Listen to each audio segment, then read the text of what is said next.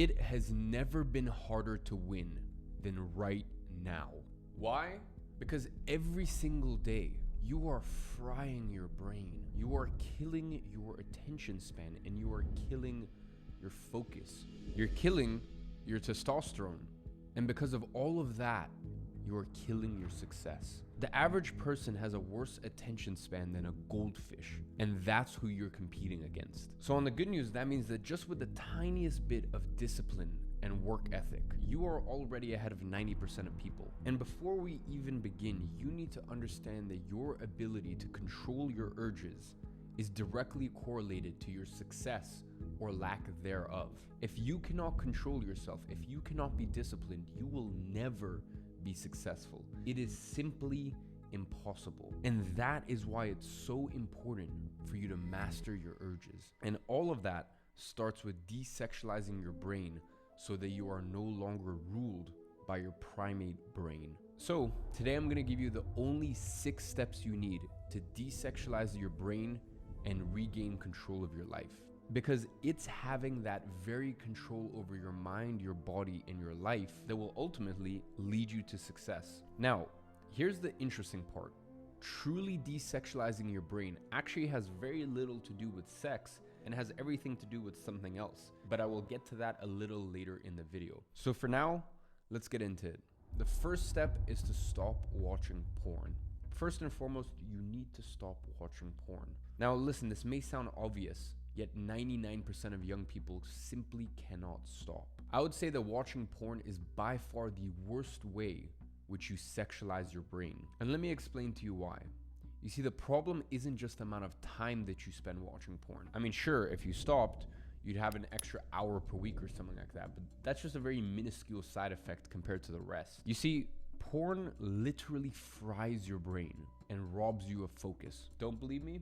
Just look at the science. There have been multiple studies that link porn usage to the erosion of your prefrontal cortex. You know, that part of your brain that regulates your emotions, your actions, and more importantly, your impulse control and willpower. But that is just the tip of the iceberg. There is a laundry list of negative side effects that have been linked to porn use. Why? Because porn use has similar effects on the brain as substance abuse. Porn has been linked to issues like decreased focus and increased anxiety and depression. Now, as if these problems weren't big enough, porn has also been linked to trouble in long-term relationships and, of course, impotency. In fact, there is an epidemic of young men who are experiencing sexual issues like erectile dysfunction because their brain has been rewired. It's unfortunate because these young men have consumed so much porn that their neural pathways have literally changed. I mean, they've effectively trained themselves to be aroused by watching others do the deed instead of doing it themselves. And porn users even reported that they are less satisfied with their lives than their counterparts who don't watch porn. Now, the second step in desexualizing your brain goes hand in hand with quitting porn. And that is, you need to stop pleasuring yourself. Look, I understand it's addictive and I understand that it's been normalized in today's day and age, but there is nothing healthy or normal about it. And not even because the very act is so terrible as it is with porn.